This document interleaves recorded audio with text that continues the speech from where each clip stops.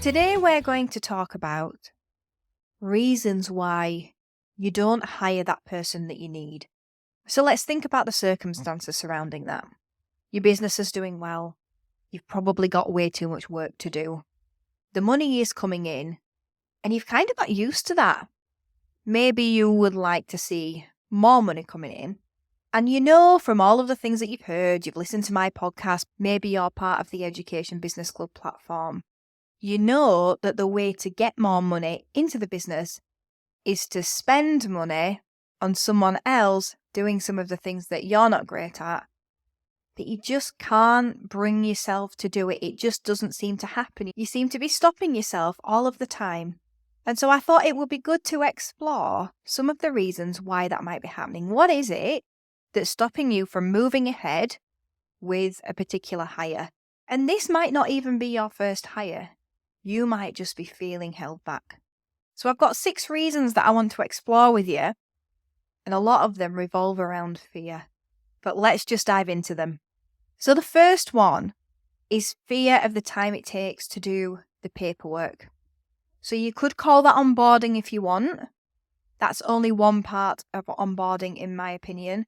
But we're talking things like making sure that you've seen all the legal documents you need to see, making sure that they're in your system correctly, doing all the payroll activities that need to be done, however you run it in your business. And then even before we get to that point, you've got the interviews that you'll have to do, because at the end of the day, we take on one person, but we have to interview many people. Then before that, you've got the job specs, and then you're advertising it. There's lots of different things to think about. If you're doing a proper job, you'll obviously make sure that you've got your selection criteria sorted. These are all things that you need to think about and actually do before you get to that point. And this is the thing. Normally, we decide we need somebody after we really, really need them and it's too late. So then it feels harder to move through all of the work that needs to be done to make sure that we can actually get that person on board, because it just feels like so much to do. And when you've not done it before, or you've not done it for a particular role, you know it's going to take longer because you've not done it before and you've got to learn through the process. So that's the first reason. Fear of the time it takes to do all of the paperwork, that kind of thing. The second reason is not preparing for them to come into the company. So you may not realize this is the reason, but you know deep down that you're not ready for somebody to be working with you. Maybe they're going to work 15 hours a week. Well, that's 2 full days that somebody's going to be working in your company. And deep down, you know you're not ready for that.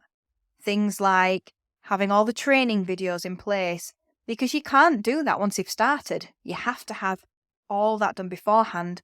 And you know the kicker? You have to think about it. You have to think about it.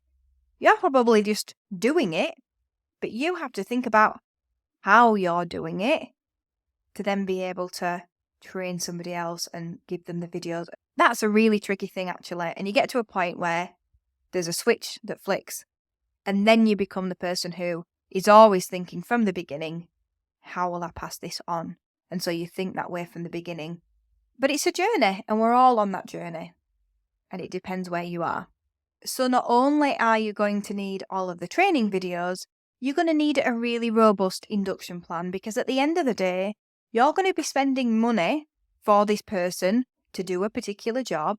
You want to make sure that you really set them up for success if they're going to make that money back for you. Otherwise, it's just a waste of money. You have to put the work in to make the investment work for you. And I think deep down, we know when we are not prepared enough to have somebody come in and do that particular role in the company. The third reason why we're just not hiring someone that we really need is that we're worried we won't get it right. And this comes from inexperience, because even when you're more experienced, sometimes you don't get it right. What you get better at is dealing with that more quickly, or at least knowing you should deal with it more quickly. Then when you build a team, the team experience that as well. But what's good for you to know is, unfortunately, you're going to have to kiss some frogs in this area, There will be times where you don't make the right hiring choice. And yes, you might not get it right, but you will be fine and you will get through it. And it's just part of the process, part of your learning journey. You can't get it right every time, and part of learning what you do really need is hiring somebody who you don't really need. Probably disappointing to hear that, but anyway. Okay, so the fourth reason that you're just not hiring the person that you need is that you're afraid to committing to that person because you don't know them yet, or you don't know if you like them yet, or you don't know if they can really do the job yet. But the thing is, you don't actually have to commit to that person. So yes, of course, you are going to do the contract and you're going to get them on board and you're going to take them through the process. But you don't have to stick with it if it's not right. Obviously, you're responsible. You're going to do everything in your power to make sure that you set them up for success. But sometimes it's just not working out. And you don't have to keep that commitment. That was the thing that held me back. I thought I had to keep that commitment, even though I knew it wasn't working out. You don't have to keep that commitment. The best thing to do is actually act quickly if it's not working out. The fifth reason why we're just not hiring that person that we really need is in the back of our minds, we just have this feeling that they're going to be a massive time drain. And we think to ourselves, could take that person on, but I'll still be doing all of the work I'm doing now, but paying someone else to either watch me or do half of the work.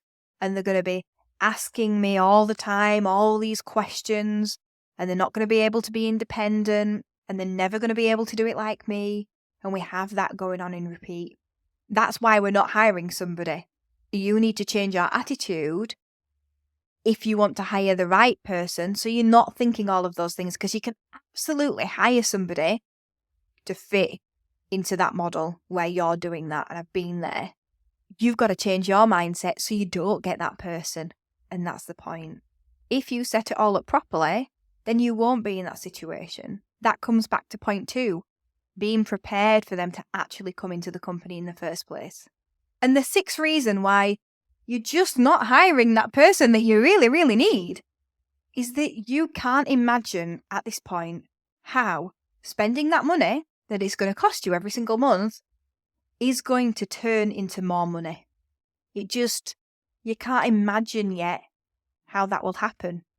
And sometimes you have to make the first hire to imagine how that could be.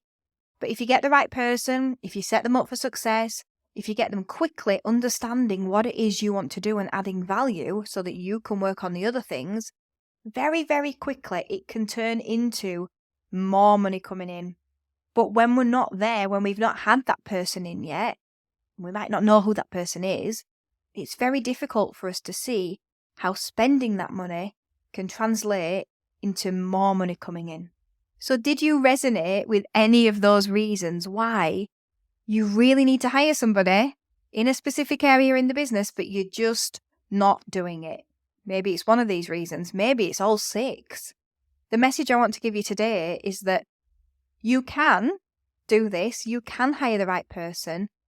You just need to take some time and think about how you can move forward to actually get this person through the door.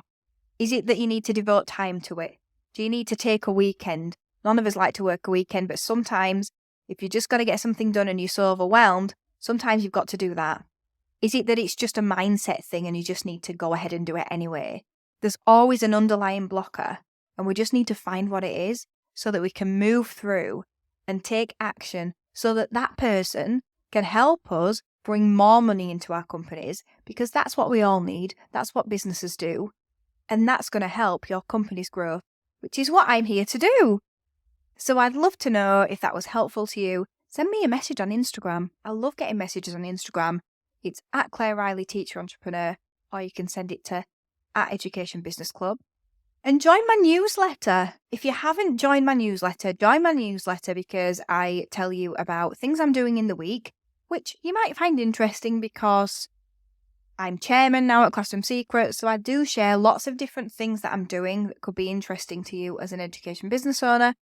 I also share about my events because I've started doing those around the country as well. And I share when I've published new content on the Education Business Club platform. And one time you just might see something that really resonates with you. Maybe it's something similar to this. Maybe it's a course on how to onboard somebody really successfully. And you think, oh, that would be really, really helpful for me to grow my education business. Now, I'm about to close this episode in about 60 seconds. But just before I do, I want to say this. If you've been listening to the Education Business Podcast for the last couple of episodes, you might have noticed that I've changed the format up to be more structured. 4 reasons for this, 5 ways for this. And if you're finding that really, really useful, I'd love it if you could do me a favour. Would you be able to leave me a review where you listen to your podcasts? I'd really, really appreciate it. It would help the podcast get out to more people, more education business owners. I'm on a massive mission this year to really increase my visibility. If you follow me on any social platforms, you've probably gathered that one already. And I would really appreciate your help to get my voice out there, helping other teachers, turned entrepreneurs, and education business owners, giving them the confidence to make change in education in a way that doesn't have the same restrictions of classroom. I would really appreciate it. Thank you. Okay, I'm going to see you next week.